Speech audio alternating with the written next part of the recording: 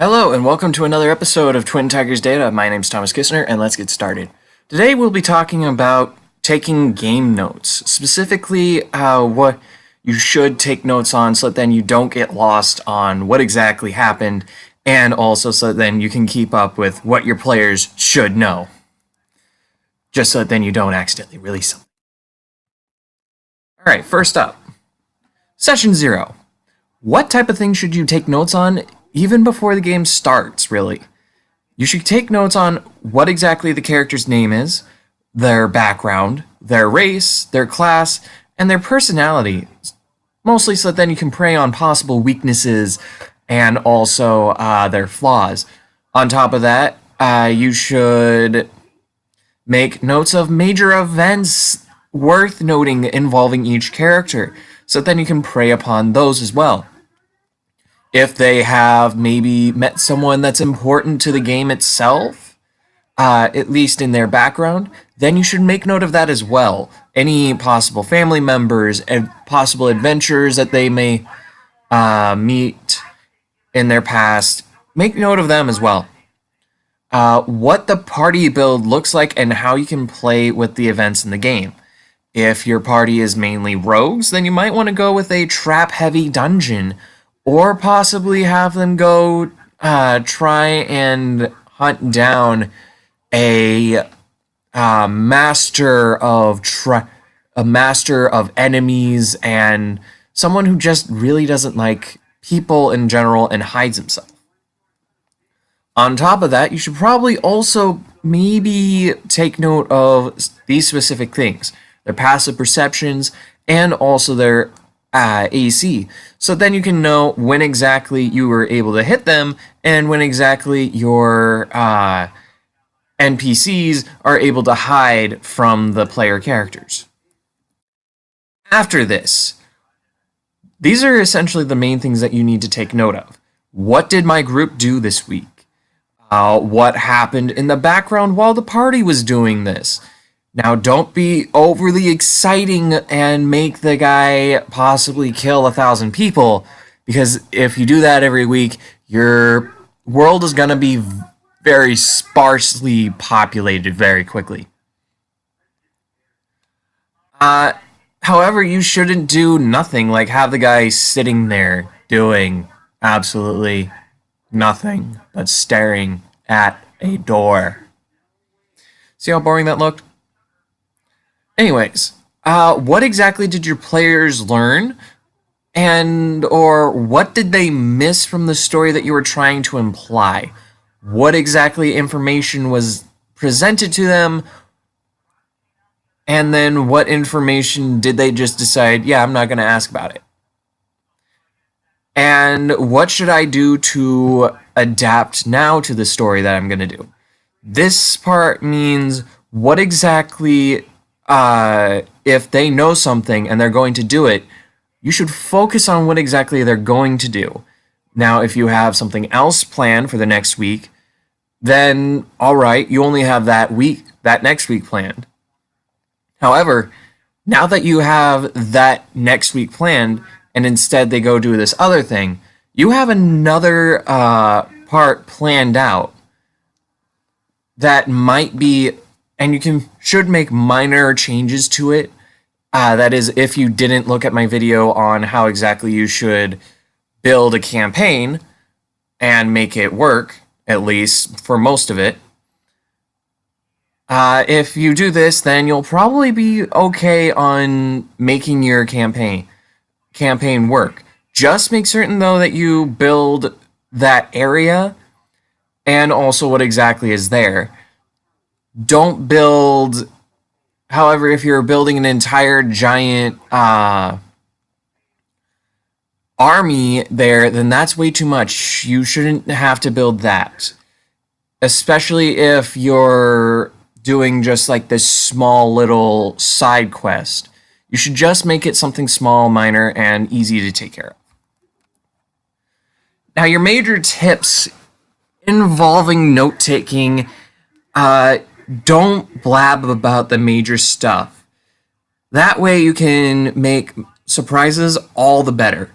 For example, one week when I was DMing, and this was back when I was first DMing my own campaign, and it was completely homebrewed, no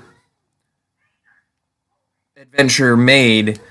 I actually decided that since one of the characters was walking around near the gate, I left it on a cliffhanger where they walked up to one of the guards that was just standing there, holding his spear at the ready. And along with 4 other guards, they were all turned to stone. I did not say a single word until they arrived at the party. This ball that the town was having. They entered.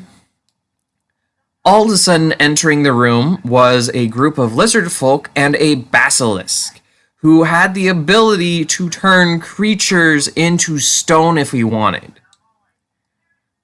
So that made my parents, who were the players, very happy with what I decided to do, and also completely excited about the fight.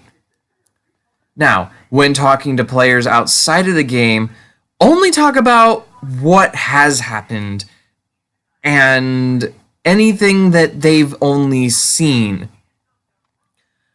And if it's not important to the story on what exactly has happened, but they haven't caught it, or their characters were just too stupid or non-perceptive to see it, don't mention it.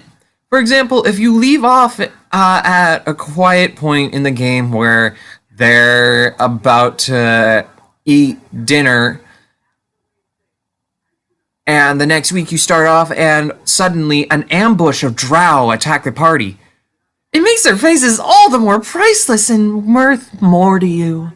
And it's so much better, honestly. I love it when I do that to players. To be frank, they're just standing there and all of a sudden, bam, there's a fight. Now, these help you out in building your campaign for next week, to keep track of what to do and what not to do, just in case and also so then you don't accidentally redo the same thing.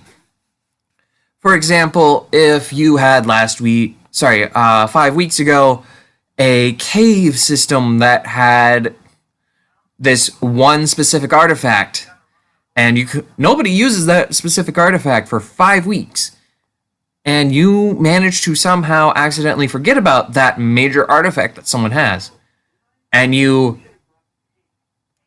leave, and then they come back to it, and then they go somehow you redo this entire thing. One of your players is going to say, "Didn't we already do this? I think we already did this, DM. Could you not do this again? We nearly died last time." This way, you don't have to worry about doing something like that. In this sense, this is why note-taking is extremely important. Not only for homebrew campaigns, however, also for when you're doing book adventures. For example, if you are running the books Storm King's Thunder, Curse of Strahd, or Tomb of Annihilation, these books are free roaming books, meaning that they have multiple points in their world that you can adventure to. And they don't have one specific area, and it doesn't go in a railroad style. So your players can literally go all the way down to the west, for example, in Tomb of Annihilation, go through Camp Righteous, Camp Vengeance, and go to Mabala, go to the east to this other spot, and if they slayed Nani Puapu, and literally that's her name, it is spelled P-U''Pu, and then they go back to Mabala and go back to the top for some reason just to check everything out to make certain they get everything in the area, and you accidentally put Nani Puapu there, the players are going to say, "You're dead already. What the fuck are you doing back? Are you a werewolf?" The players are going to be extremely confused because you've already least to them that she's just a basic hag. And now all of a sudden she's back. So you're going to have to somehow say that she brought herself back through some magical means. However, inside season 7, there's this thing called the Death Curse, so she doesn't have that much longer to live, essentially. So why exactly is she here? Things like this are majorly important to keep track of, especially in your game. So this is why note-taking is extremely difficult to do and also extremely important.